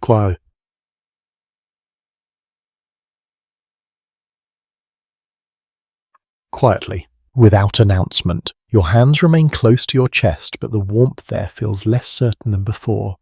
You flex your fingers, noticing the slower response, the slight resistance as they move. Not numb, but close. You bring them closer still, tucking them deeper beneath the layers of fabric, pressing them against your body where warmth is strongest. You wait. The warmth returns gradually. Enough. Your feet, however, remain stubbornly cold. You shift them again, pressing them into a new position, reducing contact with the wooden floor where possible. It helps only a little. You accept it. The wagon creaks softly as the wind continues its steady pressure. The sound is deeper now, more drawn out, as though the structure itself has settled into the long effort of holding against the storm. You listen carefully. There is a subtle change. The intervals between stronger gusts have shortened, blending into a more continuous force. The pauses that once gave shape to the storm have nearly disappeared. It feels unbroken. A lesser discussed observation appears in a few historical notes. Some travellers described how during prolonged storms, the environment seemed to lose its variation, becoming a steady, unchanging presence that blurred the sense of passing time. You feel that now. The night has no clear markers, only continuation. A faint crackling sound reaches you from above, so soft that you almost dismiss it. You hold still, focusing your attention, letting the other sounds fall away. It comes again, a light brittle noise, You recognize it slowly, frost forming, along the inner surface of the canvas where warmth from within meets the cold pressing from outside. The moisture in the air settles there, turning into a thin layer of ice that grows quietly over time. You open your eyes. Though you cannot see it clearly, you sense where it might be along the edges near the seams where the air is coldest. It is a small change, but meaningful. Some lesser-known records mention that frost could form inside wagons during severe cold, particularly when several people shared the enclosed space. The contrast between warm breath and cold surfaces created the right conditions for it to appear. You feel that contrast now, warmth and cold, close together, constantly shifting. You turn your face slightly away from the canvas, avoiding the cooler air that settles near it. Your scarf remains in place, though slightly damp, and you adjust it just enough to keep it from pressing too closely against your skin. Small adjustments, they matter. A quiet movement nearby draws your attention again. Someone shifts more noticeably this time, perhaps waking more fully, perhaps responding to the same deepening cold. The movement presses against you briefly, then settles. You adjust in response, maintaining the shared warmth without breaking it. The closeness has become a steady presence, something you rely on without thinking. It is part of the beer. The balance. A subtle question lingers in your thoughts. Some historical interpretations suggest that during such nights, people often relied as much on instinct as on knowledge, responding to conditions through experience rather than deliberate reasoning. You feel that instinct guiding you now. You do not analyze each action. You simply respond. Your breathing remains slow, steady, though slightly deeper now, as though your body is working harder to maintain its warmth. You follow the rhythm, letting it guide you through the quiet stretches of time. Outside, the storm continues without change. Wind, snow, pressure, all steady, all persistent. The wagon holds, though you can feel the weight above more clearly now. The creaks are deeper, the response is slower, but nothing suggests failure. Only effort. You trust it, as much as you can. Your eyelids grow heavy again despite the cold. Fatigue continues its steady pull, drawing you toward rest, even as your awareness remains sharp. You allow your eyes to close, carefully. The sounds continue unchanged, forming the same steady pattern you have followed for hours. Your mind drifts again, though not as easily as before. The cold keeps a part of you alert, present, aware. You hover there, between rest and wakefulness, the balance hold. For now, a faint slide above, then stillness. The snow shifts slightly, settling into place once more. You pause, listening, waiting for any sign of change. None comes. The wagon endures. You release a slow breath. The night continues, and you remain within it, adjusting, enduring, and quietly responding to each small change as it comes. A faint brightness touches the edge of your awareness, so subtle that at first you think it is imagined. You open your eyes slowly, expecting the same deep darkness, yet something feels different. Not light, not fully, but less complete darkness. You blink again. The shapes inside the wagon remain soft and undefined, yet there is a slight lift to the gloom, as though the night has shifted just enough to notice. You listen. The storm continues, unchanged, yet the atmosphere feels altered in a quiet way that is difficult to name.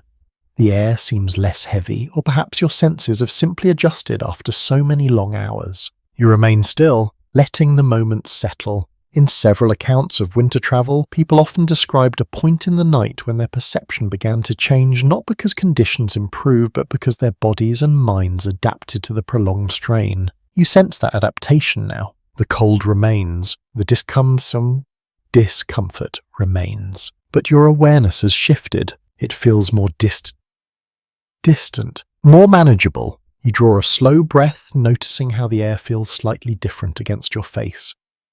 The dampness from earlier has lessened, or perhaps it has spread more evenly, creating a steadier balance within the confined space. Your scarf feels less wet, your skin less chilled by it. You adjust it lightly, just enough. Your hands remain close to your body, though the warmth there feels uneven, rising and falling in small waves.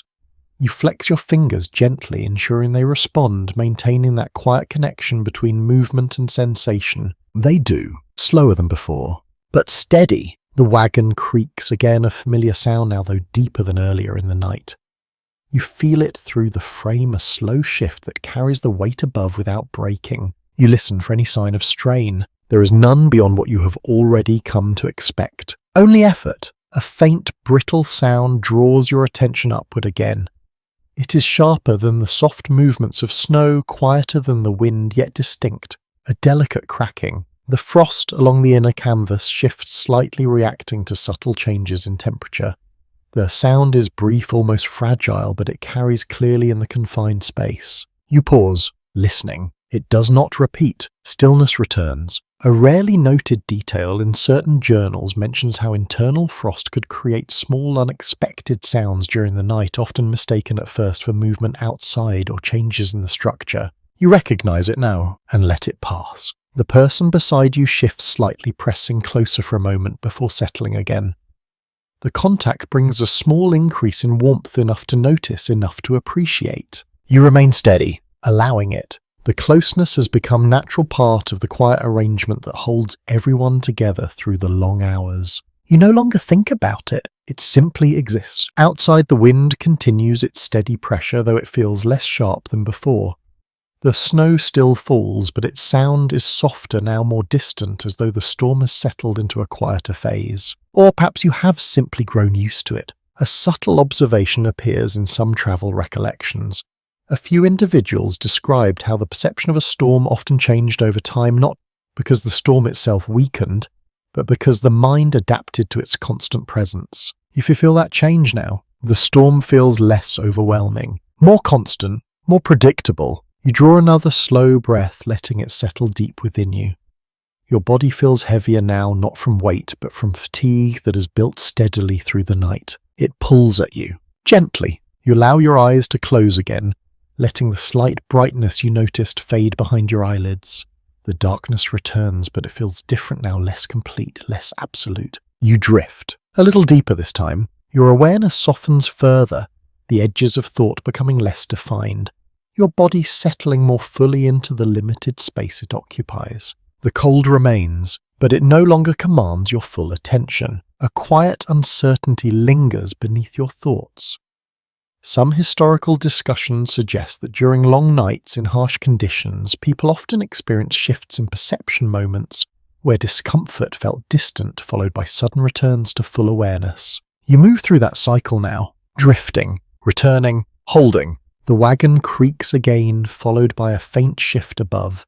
You stir slightly, not fully waking, but aware enough to notice. Snow settles, then stillness. The structure holds. You remain where you are, wrapped in the blanket, pressed gently among others, your breathing slow and steady. Outside, the storm continues its quiet persistence. Inside, the space feels slightly lighter, though unchanged in its essentials. The night has not ended, but it has moved forward, and you feel it not in clear signs, but in subtle changes that suggest the long stretch of darkness is slowly, quietly giving way. You hold that awareness, gently, without expectation, and remain still, allowing the hours to pass in their own time. The sense of time begins to return in a faint, uncertain way, not through clear markers, but through subtle changes that gather slowly around you. The darkness is no longer as complete as it once was, though it still holds most of the space. You notice it in the air, a slight shift, a quiet lifting. You open your eyes again, more deliberately this time. The interior of the wagon remains dim, yet the outlines feel a little clearer, as though something beyond the canvas has begun to change. Not light, not yet, but something close to it. You listen. The storm continues, though its voice has softened in places. The wind still presses, but its edge feels less sharp, its rhythm more even.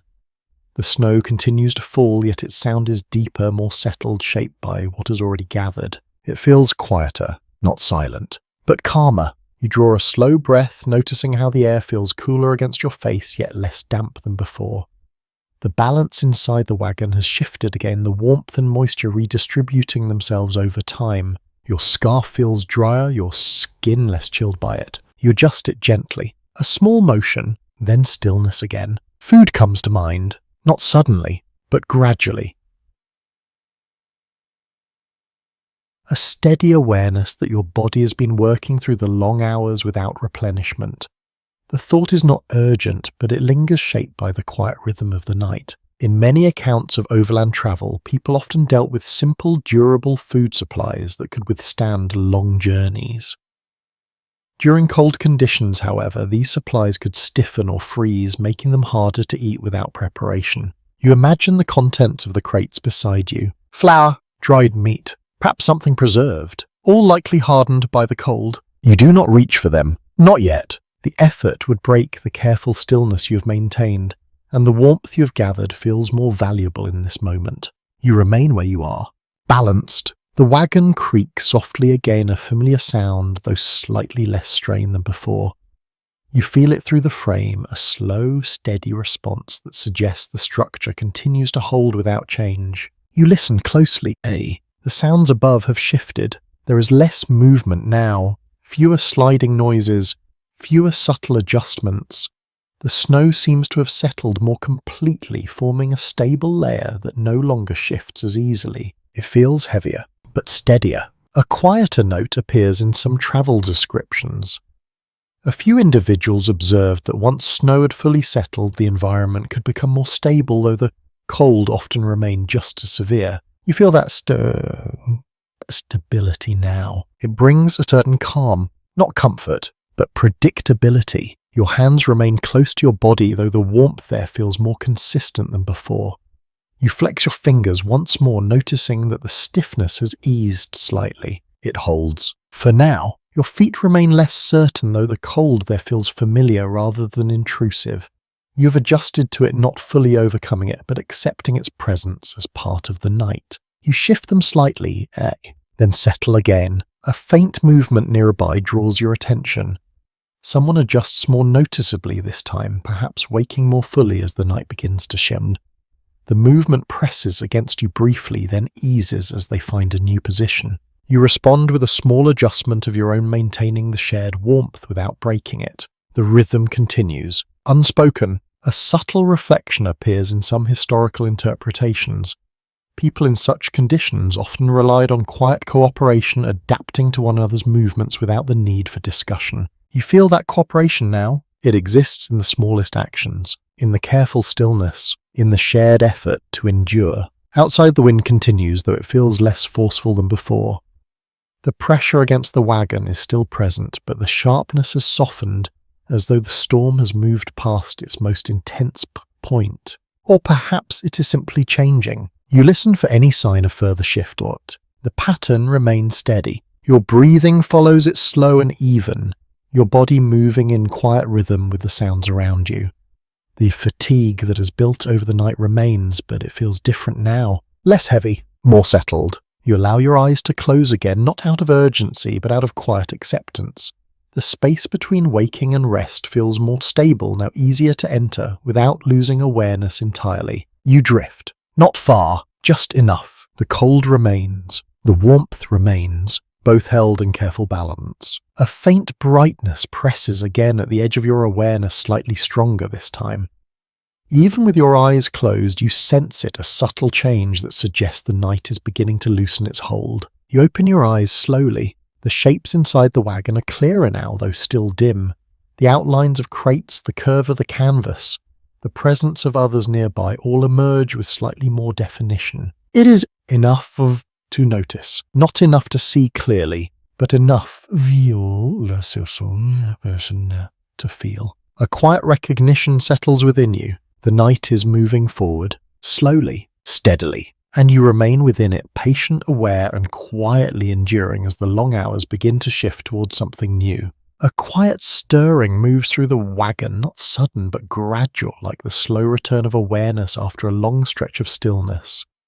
You sense it in the subtle changes around you, in the way bodies shift more often, in the faint increase of movement that had been absent for hours. You notice it without looking. The space feels different, not warmer, not larger, but more active. You open your eyes again, and this time the dimness reveals a little more. Shapes are still soft, but clearer than before. The outline of a crate near your knee, the curve of the canvas above the faint form of someone beside you. It is enough to remind you that the night is not fixed. It is passing, You draw a slow breath, noticing how the air feels cooler but less heavy, as though the moisture that built during the earlier hours has begun to settle or freeze along the surfaces. The scent has changed slightly, less dense, more muted. You adjust your blanket once more, though the motion feels less urgent now. The warmth it holds remains important, but you sense that the balance is shifting, that the worst of the long unbroken stretch may be easing. A pattern noted in several travel diaries describes how the hours just before dawn often brought a subtle increase in movement among travellers. Not because conditions improved immediately, but because awareness returned as restlessness replaced fatigue. You feel that shift now. Your body feels less heavy, still tired, but more responsive. You flex your fingers again, noticing that they move more easily than before, though the warmth remains uneven. The stiffness has not disappeared, but it has softened into something manageable. You hold that awareness, carefully. Your feet remain cold, though the sensation feels less sharp, now more familiar, as though your body has accepted it rather than resisted it. You shift them slightly, then settle again. A faint sound of fabric moving draws your attention. Someone nearby adjusts more fully this time, perhaps sitting up slightly or changing position in a more noticeable way. The movement creates a small disturbance in the shared warmth, a brief shift in the air that you feel immediately. You respond instinctively. You pull your blanket closer. You lean slightly inward. The balance returns. A small but intriguing observation appears in a few lesser-known journals. Some travellers described how the approach of morning often brought renewed awareness of discomfort as the body began to wake more fully after fragmented rest. You recognize that sensation now, the stiffness, the coolness, the awareness of your position, all more noticeable than before. Yet alongside it, there is something else, a quiet sense of nearing change. Outside, the storm continues, though its voice has softened further. The wind no longer presses as sharply, its rhythm slower, less forceful. The snow still falls, but its sound is deeper, more settled, shaped by the layers already in place. It feels quieter, more distant. You listen carefully. The pattern remains steady, but it carries less intensity, less urgency. It no longer feels like something building, but something continuing, perhaps even beginning to ease. A subtle debate appears in historical interpretations regarding how quickly travellers could recognize the end of a storm. Some accounts suggest it was obvious, while others describe a gradual shift that could be mistaken for mere variation. You consider that quietly. The difference is subtle, but present. You draw another slow breath, letting it settle fully before releasing it. Your breathing remains steady, though slightly deeper now, as though your body is preparing for movement even if none comes yet. Your eyes remain open longer this time, taking in the faint details that were hidden before. The interior of the wagon feels less like a single enclosed space and more like a collection of forms, each one slowly returning to clarity. You see movement, small, careful, others waking, not fully, but enough. The shared stillness begins to loosen. A quiet murmur passes through the space again, slightly more distinct than before, though still soft, still restrained. It does not grow into conversation, but it marks a change. You are not the only one awake now. The awareness spreads. A subtle detail noted in certain accounts suggests that mornings during difficult journeys often began quietly, with individuals waking, gradually maintaining calm rather than rushing into activity. You feel that calm now. It holds the space together. Even as movement increases, you shift your shoulders again, easing the stiffness that has built over hours of stillness. The motion feels easier now, less constrained though still careful. You do not rush. There is no need. Outside, the storm continues, but its presence feels less overwhelming, less immediate. The wagon still holds the canvas, still stretches, but the sense of pressure has eased. You notice it. Without needing to confirm, a faint brightness presses more clearly through the canvas, now subtle but undeniable. It does not illuminate the space, but it lifts the darkness, giving shape to what surrounds you. You hold that awareness, quietly. The night is not over, but it is changing, and you remain within that change, aware, patient, and quietly preparing for whatever comes next as the long hours begin to give way to something new. The hours just before dawn seem to stretch in a peculiar way, as if time itself hesitates before moving forward. You feel it in the stillness that lingers in the quiet space between each sound of wind and snow. It feels suspended, not ending, not continuing, just holding. You open your eyes fully now, allowing them to adjust to the faint growing light that presses gently through the canvas. It is still dim but no longer uncertain. Shapes inside the wagon have clearer edges. The outline of a hand, the fold of a blanket, the curve of wood above. You see more, but not everything. You shift slightly, easing your back away from the surface it has rested against for so long. The movement feels stiff, as though your body has forgotten how to move freely. You stretch only a little. Enough! The stiffness loosens gradually, though it does not disappear. Your muscles respond, slowly adjusting after hours of limited motion. A quiet note appears in several travel records. Many describe the hours before sunrise as the most difficult, not because of sudden hardship, but because of accumulated fatigue and the lingering cold that seemed to deepen just before the day returned. You feel that stage now. Your body is tired. Your mind is clearer. The cold remains steady, though it feels less sharp than during the deepest part of the night. It is still present, still shaping every sensation, but it no longer surprises you. You have learned it. Your hands move more easily now, though the warmth in them remains uneven.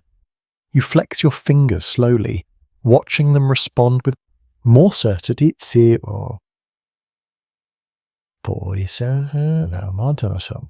It feels reassuring. A small, careful shift comes from across the wagon as someone adjusts their position more fully. The movement is no longer tentative, but still restrained, as though everyone senses the same change and responds to it in their own quiet way. You notice more movement now, small, measured, awakening. A brief observation found in certain journals suggests that people often began to stir gradually before sunrise, guided not by light alone, but by an internal sense of time shaped by routine and necessity. You recognize that instinct. It feels familiar. Even here, you draw a slow breath, noticing how the air feels cooler but clearer, less weighed down by moisture. The faint dampness that lingered earlier has settled, leaving the air easier to breathe, though still cold. You turn your face slightly, allowing it to meet that cooler air. It wakes you, gently. Outside, the storm continues, but its presence has changed again. The wind no longer presses with the same steady force. It moves in softer currents now, less consistent, more varied. You listen carefully. There are small pauses, moments where the sound thins, then returns. The snow still falls, though more quietly, its sound less constant than before. It feels as though the storm is easing, though not fully ended. You hold that thought, cautiously. A small but interesting detail appears in a few historical descriptions. Some travellers noted that the end of a storm often arrived gradually marked by subtle changes, rather than a clear moment of transition. You feel those changes now. They are quiet, but real. The wagon creaks again, though the sound is lighter, less strained. The structure still holds, but the pressure upon it feels reduced, as though some of the weight above has settled or shifted. You sense it. Without needing to see, you adjust your blanket again. The motion feels different now. It is less about holding heat against the deepest cold and more about maintaining comfort as your body begins to wake more fully. The balance has shifted, slightly. Your feet remain cool, though no longer sharply so.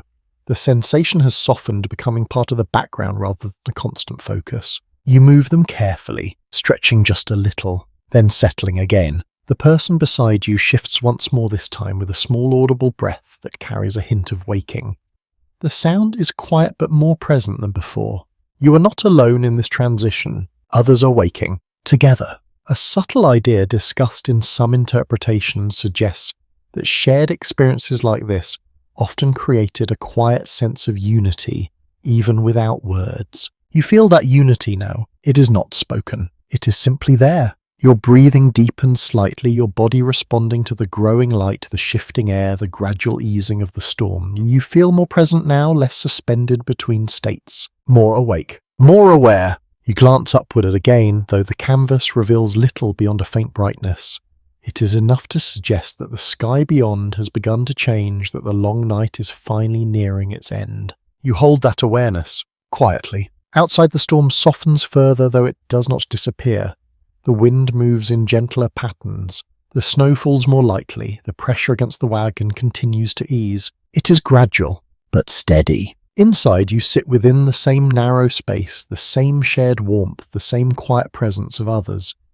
Yet everything feels slightly different now, shaped by the slow arrival of morning. You remain still for a moment longer, allowing the change to settle fully. The night has not ended, but it is no longer in control.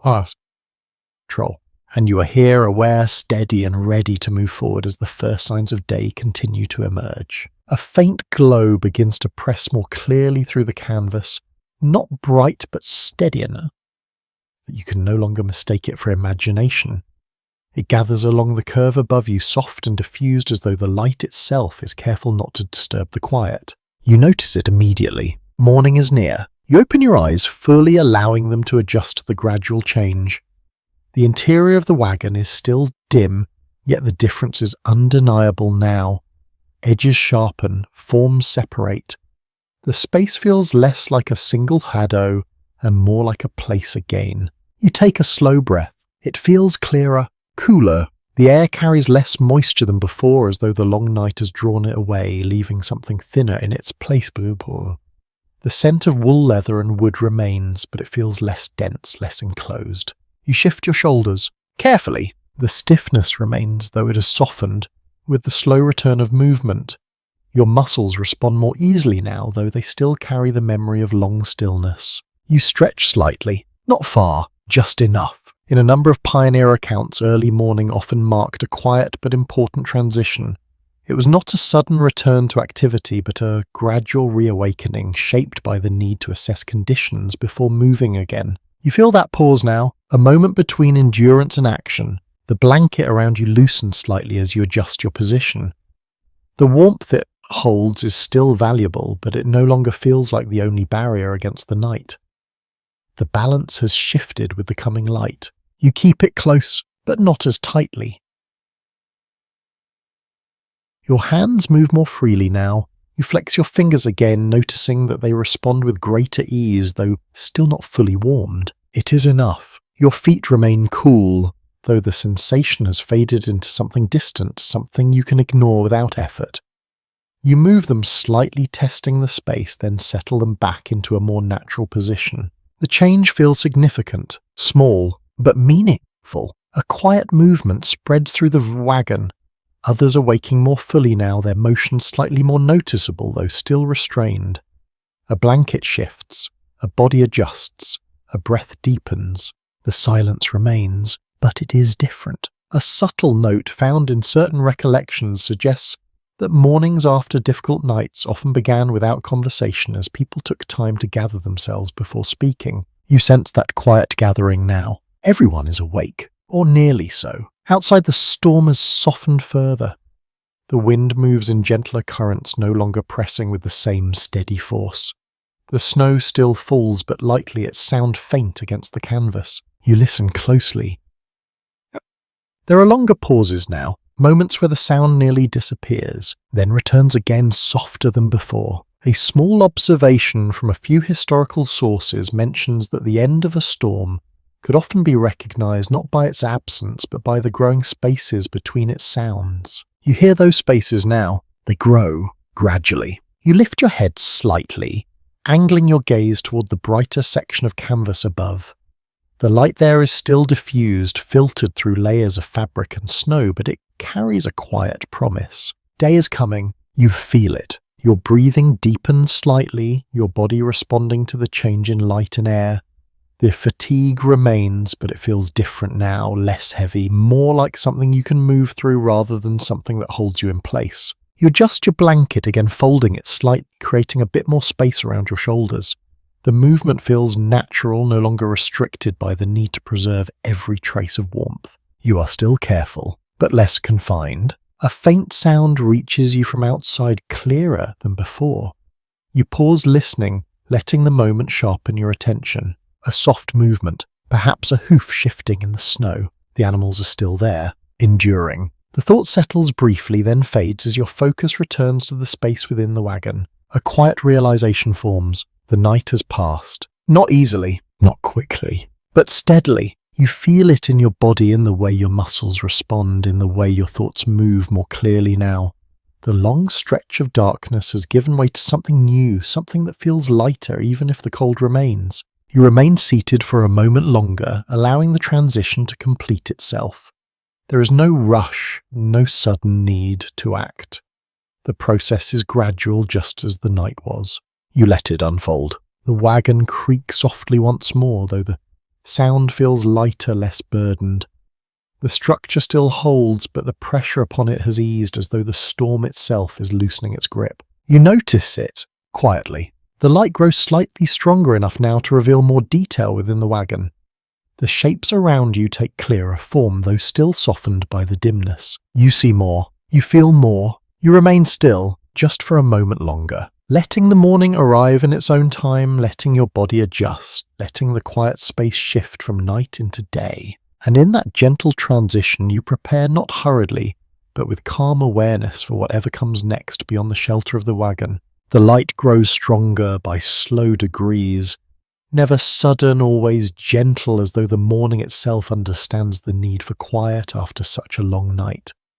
You watch it gather along the canvas, turning pale grey into something softer, something that carries shape. You can see more now. The crate beside you, the folds of your blanket, the outline of hands resting close to your chest. It feels real again. You shift your position more freely this time, though.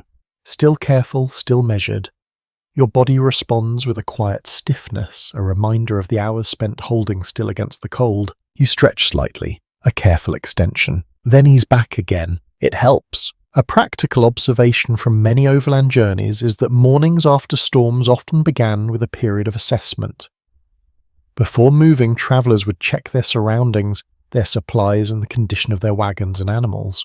You feel that instinct now, a readiness, not urgent, but present. You draw a slow breath, noticing how the air feels clearer, thinner, less weighted by moisture. The scent inside the wagon remains, but it has softened, no longer pressing in the same way. You turn your head slightly, testing the space. The cold remains, but it feels different now, less intrusive, more like something you can move through, rather than something that holds you in place. Your hands move more easily. You flex your fingers again, watching them respond with greater certainty. The stiffness lingers, but it no longer resists you. It yields. Your feet follow more slowly, though the cold there has faded into something distant, something that no longer demands constant attention. You move them gently, stretching, then settling again. A quiet stir moves through the wagon. Others are adjusting more fully now, their movement slightly larger, though still restrained. A blanket is shifted. A body sits more upright. A breath becomes a quiet exhale. The shared silence remains, but it feels lighter. A lesser-known note from some travel journals describes how people often delayed speaking in the morning, choosing instead to move quietly to observe and to gather their thoughts before words returned. You sense that choice here. No one rushes. No one speaks. You all move within the same quiet understanding. You lift your gaze towards the canvas again. The light has grown enough now to suggest the shape of the world beyond it. The fabric glows faintly, the brightness only where snow rests above. You imagine the view outside, snow piled high, the ground covered, the world transformed. A small but thoughtful observation appears in certain writings. Some travellers described a feeling of stepping into a new landscape after a storm, even if they had not moved from their place. You feel that anticipation now, the sense that what waits outside is not the same as before. You adjust your blanket once more, folding it more loosely around your shoulders. The warmth it holds is still welcome, but it no longer feels like your only protection. The balance has changed. You are no longer holding against the night. You are moving into the day. The wagon creaks softly as you shift the sound lighter, now less burdened. The structure remains steady, its effort eased as the storm loosens its hold. You place one hand lightly against the wooden side, feeling the surface beneath your fingers. It is still cold, but less biting than before. You hold it there for a moment, then release. Outside, the storm has quieted further. The wind moves gently now, its presence still felt, but no longer pressing with force. The snow falls lightly, its sound faint, almost delicate. You listen. There are gaps now. Clear pauses. The storm is ending. You recognize it not through a single moment, but through these small changes, these quiet spaces where sound fades and does not immediately return. A reflective idea appears in some historical interpretations. The end of hardship often revealed itself gradually through subtle shifts that only became clear in hindsight. You feel that realization forming. You have passed through the night. Without fully noticing when it happened, you shift your weight again, preparing to move more fully, though still without urgency. Your body responds slow but willing, ready to leave the stillness behind. Others do the same. You sense it. The quiet coordination continues, now shaped not by the need to preserve warmth, but by the shared movement toward waking, toward action. The space feels larger, not physically, but in how you experience it. You sit more upright now, your posture changing, your awareness extending beyond the immediate circle of warmth and stillness that define the night. You prepare gently. The light continues to grow, filling the wagon with a soft, pale glow that reveals more detail with each passing moment. The world is returning not abruptly but steadily, as though it has been waiting just beyond the canvas all along. You take another slow breath. It feels different, clearer. Lighter. The night has ended, and you are still here, aware, steady and ready to step into whatever waits beyond the shelter that carried you through the storm. The morning settles in with quiet certainty, not bright or sudden, but steady enough that the night no longer lingers in the same way. You feel it in the light that now fills the wagon, in the clearer shapes around you, in the way your body responds more freely. You're awake, fully. You sit for a moment, letting the change complete itself, allowing your senses to adjust without rushing forward. The blanket rests loosely around your shoulders, now no longer held tightly in place, though its warmth still offers comfort. You take a slow breath. It feels clean. Cool! The air inside the wagon has shifted, carrying less of the heaviness that built during the night. The scent of leather, wool and wood remains, but it feels lighter, less confined. You move your hands again, flexing your fingers with greater ease. The stiffness has faded, though not entirely gone, replaced by a quiet awareness of the cold that still lingers in your skin. It does not dominate, it simply exists. Exists. Your feet follow, moving carefully, stretching after hours of stillness. The cold there remains, but it no longer feels sharp or insistent. You adjust your position, sitting more upright. The space inside the wagon feels different now, not because it has changed, but because your experience of it has shifted. It is no longer a place of endurance alone. It is a place you are about to leave. A practical pattern described in many pioneer accounts is that mornings after storms began slowly, with careful movements and quiet preparation. People would assess their condition, gather their belongings, and only then step outside. You follow that instinct. Without thinking, a soft movement passes through the wagon, as others prepare in their own way. Blankets are folded, bodies shift. The quiet coordination continues, now shaped by readiness rather than survival. You lift your gaze toward the canvas once more. The light beyond it is stronger now, pale and diffuse, shaped by the snow that still rests above. You imagine the world outside, covered, silent, transformed. A small but thoughtful reflection appears in certain writings. Some travellers described stepping out after a storm as entering a different landscape, even if they had not travelled far.